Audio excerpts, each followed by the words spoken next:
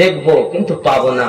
আল্লাহ পাক কোরআনে বলছেন সূরা নিসাতে, যদি কেউ জানের প্রতি জুলুম করো তাহলে তোমরা আমার নবীর দরবারে চলে যাও।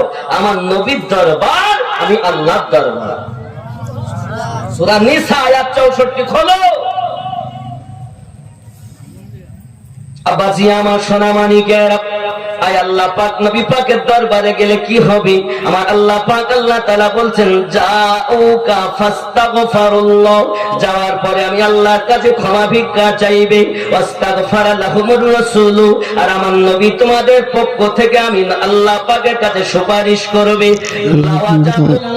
যদি এই ভিডিওটা ভালো লাগে সাবস্ক্রাইব করে দেবেন। আমি আল্লাহ পাক তোমার তওবা কবুল করব, পরের ভিডিও পাওয়ার জন্য বর্ষণ করতে থাকবো। বুঝা গেল রব্বে কারীম মাফ দিবেন, রাসূলে পাকের ওসিলাতে দেবেন। আস্তাগফারা লাহুমুর রাসূল, তোমাদের পক্ষ থেকে নবী যখন আমার কাছে সুপারিশ করবে আমি আল্লাহ তোমাকে মাফ দিয়ে দেব। আরো জোরে বলো সুবহানাল্লাহ। এখন যদি কেউ বলে মদিনায় যাব না, মক্কা থেকে আমার কাজ শেষ, এই যুবকেরা মক্কাতে 1 লক্ষ রাকাতের সওয়াব হলে কি হবে? 1 রাকাতের পরিবর্তে 1 লক্ষ পাবো। মক্কাতে হলে কি হবে? মক্কা থেকে মদিনার দাম আল্লাহর কাছে বেশি। দুনিয়ার কোন মোল্লার কথা বলিনি, আল্লাহ পাক বলেছেন হাবিবি তুমি আমার, আমি তোমার, তুমি রাজি, আমি আল্লাহ রাজি। এখন আল্লাহ পেতে গেলে রাসূলুল্লাহর প্রয়োজন। সূরা আল ইমরান আয়াত নাম্বার 31 আল্লাহ পাক আল্লাহ তাআলা বলেন হাবিব আপনি বলে দিন, কেউ যদি আমি আল্লাহকে পেতে চায়, প্রেম করতে চায়, বলে দিন ইন কুনতুম তুহিব্বুনাল্লাহ, আমি আল্লাহকে যদি কেউ প্রেম করতে চায়, ভালোবাসতে চায়, ফাত্তাবিউনি, তারা যেন আপনার ইত্তেবা করে। আয় আল্লাহ যদি ইত্তেবা করি নবীর তাহলে কি হবে? আমার আল্লাহ পাক আল্লাহ তাআলা বলেন ফাত্তাবিউনি ইহবিবকুমুল্লাহ, আমার নবীর ইত্তেবা করবে আমি আল্লাহ ভালোবাসবো। সুবহানাল্লাহ। শুধু কি ভালোবাসবে বলেন না, তাহলে কি করবে?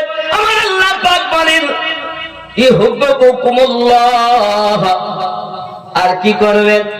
আমার আল্লাহ পাক বলেন আমি তার জীবনের গুনাহ ওয়া ইয়াগফিরু লাকুম যুনুবাকুম, আমি আল্লাহ পাক তার জীবনের গুনাহ মাফ দেব। আর কি করবে?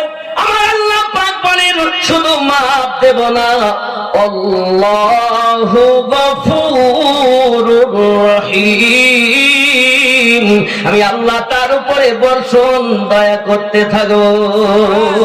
আমার নবীর ইত্তেবা করলে 3টি প্রাইজ।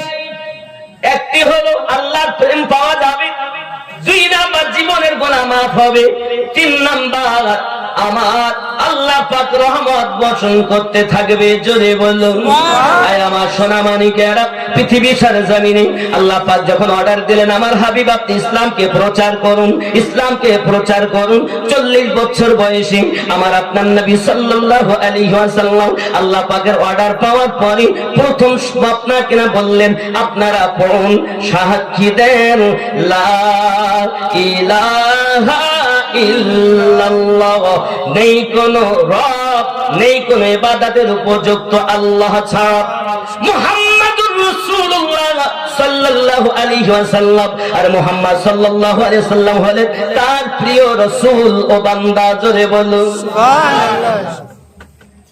যখন তুমি এবার 360টি মূর্তি বার করে দিয়ে আমি নবীর কথা মেনে নিয়ে এক আল্লাহ পেয়েছো, এখন তুমি ইমানদার হয়ে গেছো, এখন তোমার জন্য প্রথম কাজ হলো ওয়া ইকামিস সালাহ, নামাজ কায়েম করো, ওয়া ইতাইজ যাকাত, যাকাত প্রদান করো, ওয়াল হজ, এবং হজ করো, ওয়া সাওমি রমাদান, এবং রমজানের রোজা রাখো। জোরে বলো সুবহানাল্লাহ।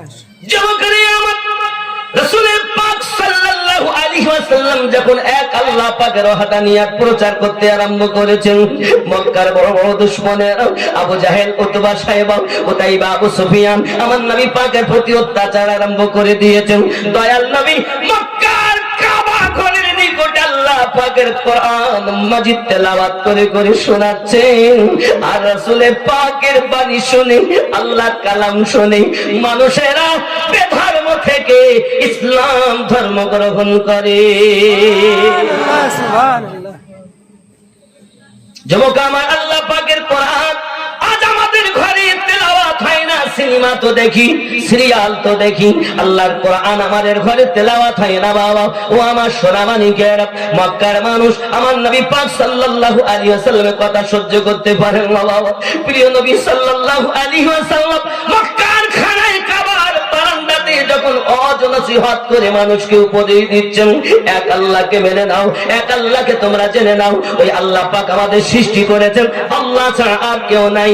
এমন সময়তে মক্কার মানুষ বড় রেগে গেল বাবা, তার ভিতরে বড় জালিম, নাম তার আবু জাহেল আমার নবী পাক সাল্লাল্লাহু আলাইহি সাল্লামের জামার কলারখানা ধরে খানায় কাবার দেওয়ালের সঙ্গে মাথাটা ঠুকে দিয়েছে। এ দয়াল বাবা আমার নবী পাকের পেশানি ফেটে যায়, পেশানি মোবারক থেকে রক্তর ফোঁটা আপনার জমিনে পড়তে লেগেছে। প্রিয় রাসূল কোনো কথাই না বলে সঙ্গে সঙ্গে ঘরে চলে গেলেন বাবা। মক্কার খানায় কাবার পরে মাকামে ইব্রাহিম আপনি দেখতে পাবেন, এখন যাবেন তো দেখবেন, খানায় কাবার পরে মাকামে ইব্রাহিম, মাকামে ইব্রাহিমের পরে জমজম কবের কূপ, জমজমের কূপের নল, ওই কূপের আপনার নলের পরে দেখতে পাবেন সাফা এবং মারওয়া পাহাড়, ওই পাহাড়ের পরে দেখবেন আবু জাহেলের বাড়ি হাম্মাম খানা, ওই হাম্মাম খানার অপোজিটে একটি হলুদ রঙের ঘর। এটাই হলো আমার নবী পাকের জন্মভূমি, এটাই আমার নবীর জন্মভূমি। ওই জন্মভূমির পিছনে যে পাহাড়টি, এই পাহাড়টির নাম হলো সাবা পাহাড়। এই পাহাড়ে উঠে আমার নবী সর্বপ্রথম এক আল্লাহর ওয়াহদানিয়াত প্রচার করেছিলেন। এই পাহাড়ে উঠে সর্বপ্রথম। এই যুবকেরা আমার, তাই তো আমি বলি দিনী কত আলোচনায় থাকতাম আমি অধম, সামনে রাসূলে পাক হতেন, পাশে সাহাবাগণ। সুবহানাল্লাহ। আর আমি বক্তব্য রাখছি, আপনারা শুনছেন। আর ওই সময় যদি জন্ম হতো, নবী বক্তব্য রাখতেন আর আমরা শুনতাম। সুবহানাল্লাহ। রাসূল মক্কার খানায় কাবার নিকটে যখন ইসলাম প্রচার করতে আরম্ভ করেছেন, সোনা মানিকেরা আমার মাথায় রাখুন, আমার নবী টুকটুক করে বাড়িতে পৌঁছালেন।